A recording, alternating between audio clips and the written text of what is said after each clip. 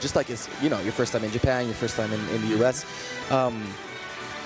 And I think that comfort factor, that's going to help Mr. E a lot here as well, because you got to be comfortable to play a drag of a matchup like Rosalina, right? You got to take it slow. Yeah, playing in a new country, a new time zone. Let me tell you, that jet lag is a bitch. But it can be very difficult. But like you said, I mean, Mr. E, he's ready for this. This is not his first rodeo here in France. He stayed almost a year, if I'm not mistaken, the first time around. Yep. Okay, and still, doesn't matter how long you stay away from the buzz, you gotta fight it sometime, and we're fighting Homika instead. The Luma combo's coming out already, and Homika taking a nice commanding lead, no stocks though, but and still getting the juggles in. The puppeting is a mastery right now.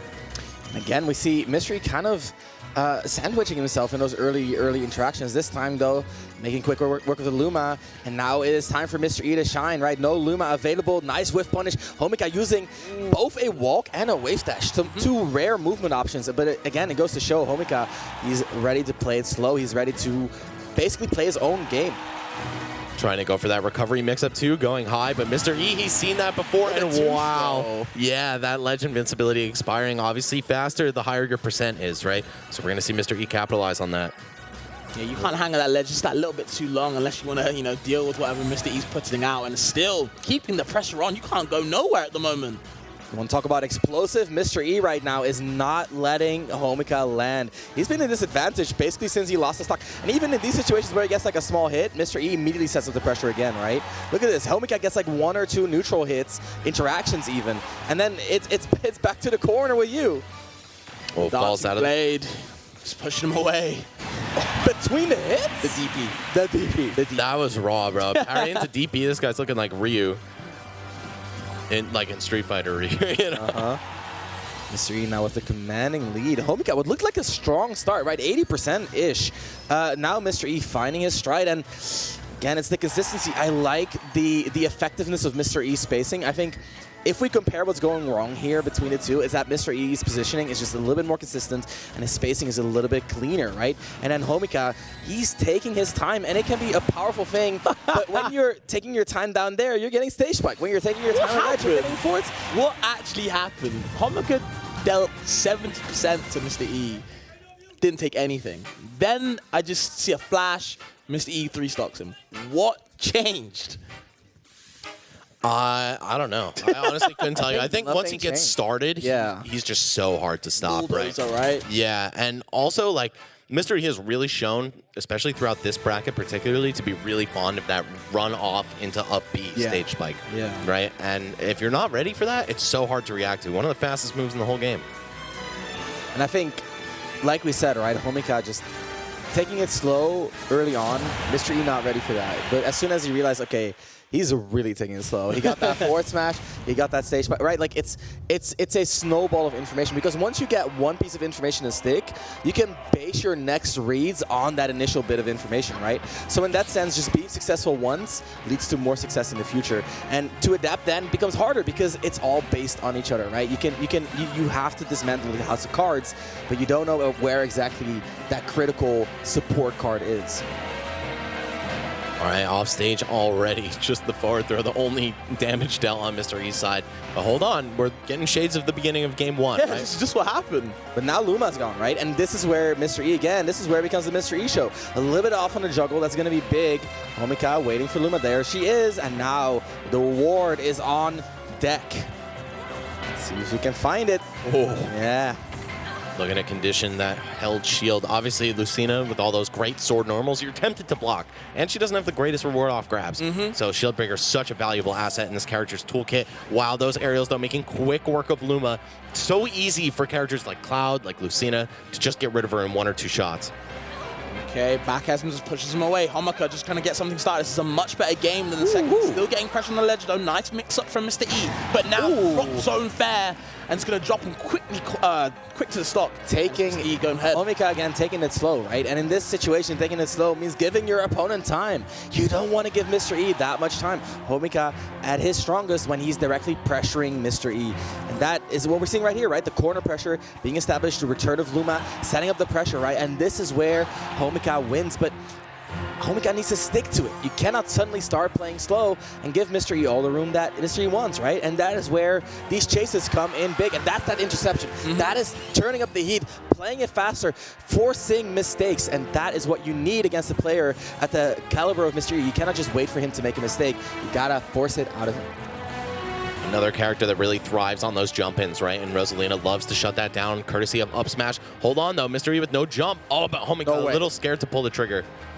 He's a little bit too quick on the mark that time and gets down there for the troubles. And oh, man. That sent him all the way out to the left. I thought he was just going to land on stage, to be honest with you, man. Homika now at an unfortunate deficit. What looked like the adaptation that he needed now turns into essentially a nightmare game, right? Well, a game where he was winning, and that volatile nature of Rosalina, right? That lightweight, that big frame, making it that much harder to hold on to that lead. And that is an extra layer you got to deal with, right? It's not just about being consistently better. It's also about avoiding those high variation situations where you could get down there, you could get back at early, or forward smash on the ledge.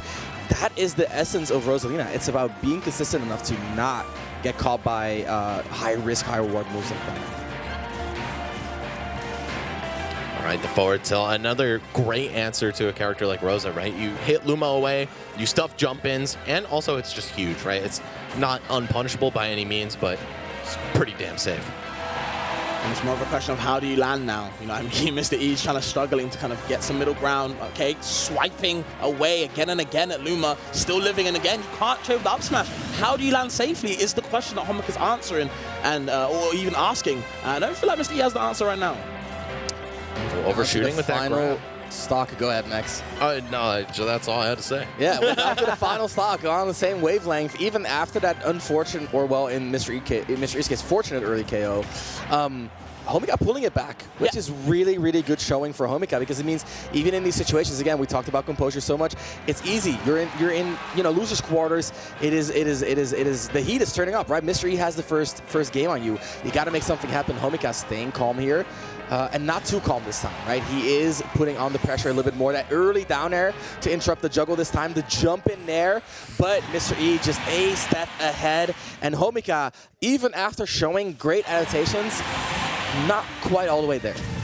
Yeah, it just wasn't enough to do the job, right? I mean, you saw him make it much closer, taking a 3 stock down to a 1. And, of course, we were talking in other sets, right, about how sometimes you just need to collect data, take that time to figure out how the other guy's going to play. And sometimes will work out, sometimes it won't. To make this reverse 3-0 happen, though, when you've already been 3-0'd by this guy in the past, you're already, coming off the heels of a 3 stock in game 1, it can be really tough. But Homika, he didn't get here by mistake. He didn't get here by sheer luck. This is a dude who's proven on the battlefield. Yeah, I think you make a good point about using the first couple of games as data. The problem is, though, is that, like, yeah, he's getting closer, but there's still no results showing. You only got you only got a certain amount of games to work with. This is your 3rd game. 3-0, but it was close, though. You know what I mean? 3-0 and close doesn't really matter unless you're bragging to your family and don't really watch the game. You know what I mean? This is kind of where it matters at the moment. Exactly. In this bracket, he has to kind of clutch in and clutch deep, too, if he wants to get any type of result in this match. Yeah, obviously you want to collect the data, but you're not trying to throw the game on purpose. Like, oh, yeah, let me just lose game 1 so I can figure out how he plays. Nobody's trying to do that. You can win and collect data as well. So we'll see what Homika is able to do here. Pokemon Stadium 2 yet again. So just going to run it right back to the same stage. We'll see if this works out. I think it's a good layout for Rosa overall. You got a lot of space to work with. I agree. The one thing that is rough about this stage is that you're also giving Lucina a lot of places to land, right? Her airspeed pretty solid again. She's floaty, so she gets to move around in the air that much more. Can be a little bit harder to keep your advantage shake going. And that's what we're seeing from Homika from the get-go, right? It's a little bit harder to aim exactly where Mr. E wants to go, partially because Mr. E is keeping his position very ambiguous. Oh, the juggle, right? And Homika also getting to mix up his positioning. Getting the reversal there. Now Mr. E in the corner. Full jump in. Homika not ready. Controls the center, but Mr. E fights back immediately. I like this. I like this fierceness from Mr. E. He is contesting these bad situations immediately. Getting caught with a jab, though. See? He's running up and back airing out of the corner. Well, just the jab grab from Homika, too. Slightly unconventional interactions here, but there it is. That multi-hit mix-up, we talked about it earlier, how important that is for Lucina. A lot of her moves are just parry bait. You generally know the timing at which she wants to swing. That's going to deny you that opportunity. Gets with the Luma immediately. Doesn't want to have to deal with anything that Star can do, potentially. And even though Homika's losing, it isn't as bad as the first 2 games, I feel. There is definitely some... He is getting closer and finds up smash there, getting even up for sure. It's just about getting that lead. You know, Homika hasn't had a lead yet in the set, I feel. Keeping up is nice and all. Yeah. But you gotta pull ahead. For sure. Especially if it's a reverse 3-0. Right now, though, Homika finding the right hits. The tech chase on the platform with the late nair. I like that. Covering the center. Again, Mr. E with that fierceness, fighting out of these situations immediately. But maybe a little bit ill-advised. Homika playing a little bit more defensive with his advantages. And because of that, finding these, continued advantages on Mr. E. Now, Mr. E clean enough to get the juggle, but not clean enough to push it all the way. Gets the center. Homika tries to fight for it, but again, Mr. E just so clean. It's hard to catch him lacking against Luma. Yeah, he's so practiced, right? Again, you fought the Buzz for a living in the course of 2 games, so it's not like there's any way you can control Luma once she gets hit, right? It's just pretty much business as usual as soon as you send her away. That said, Homika on the ledge right now, losing Luma. As soon as she comes back, gonna miss that up smash as well. Has to settle for a grab as the punish on the whiff dolphin slash. Hold on, Homika, can you take the stock lead here? You need some momentum. Not only do you have to win a game here to stay alive, you need to win big to get momentum back in your favor. Yeah, it's about you can't challenge the up smash, you can't be on that platform. You had to escape it or go under it, and unfortunately, Mr. E chose to fight there and died. Not exactly the most noble death. They were playing in Game of Chicken, right? Mr. E was kind of like teasing, running to center. Homika was teasing, using the up smash. At the end of the day, Homika coming out ahead right there. And now for, like you said, Fabs, the first time in a while, Homika in a lead, and in a significant one, right? We've seen him up like 70, 80, but never a full stock right now. This is looking good. If he can make it out of this situation, and apparently the follow-up situation, that's going to bode well for Homika. There it is. Hey, Mr. E kind of giving that stage position he had with the up B. Maybe a little bit of desperation, maybe not. Just a bit overzealous right now, and Homika can kind of get back to the game plan. But the fast falling up air, don't think Homika was ready for that one. Mr. E perfectly navigating between Luma and Rosa to get that hit. I like that. The precision, again, it's not so much about the ideas, but also how well do you execute. And Mr. E right now looking in form, looking in shape.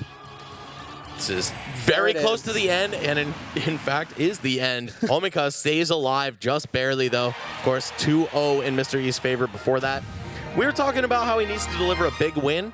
That was pretty I'd say big. 1 stock low percent is good enough, right? That's a little fire to work with.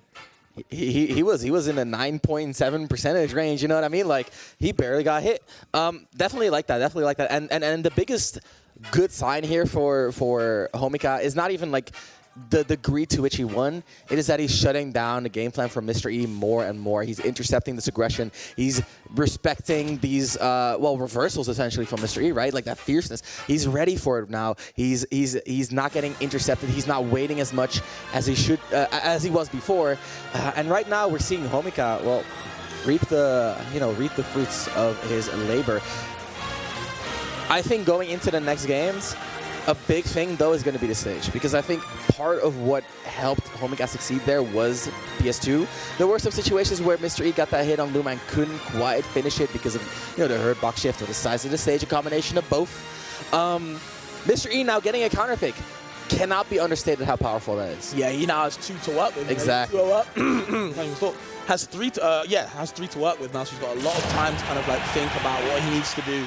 And has so many advantages going in. That's 2 to work with, right? So this game and the game afterwards, if he... Exactly. So we're going to go to Hollow Bastion. Not quite sure how this stage works for Lucina, but from the get-go, we see Mr. E again with that standard stage control. We've been saying it over and over. He's so solid with it. Yeah, I think that center platform is so useful for sword characters. Kind of like how zoners appreciate having a house to hide underneath. So do sword characters, right? You just get that guaranteed pause before they're able to attack you vertically. At the same time, right, like send Luma out and stand on the platform, like you are covering all of the avenues of approach. Not a problem though if you don't have Luma. I don't think Homika has held on to Luma for more than like 5 seconds in this entire game so far.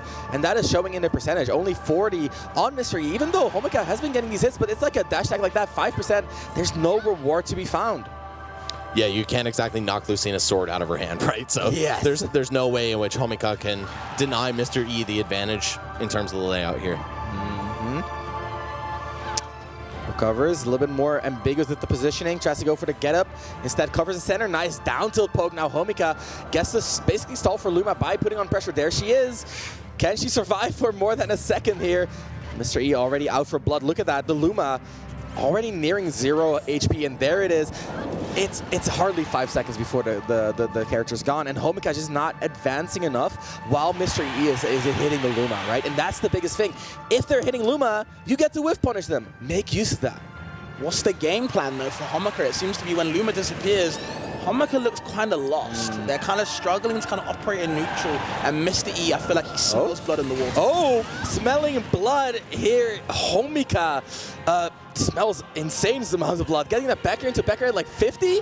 That was crazy. You don't often see, like we said, right? There's very few surprises in this matchup. But Homika surprising us there with that early kill.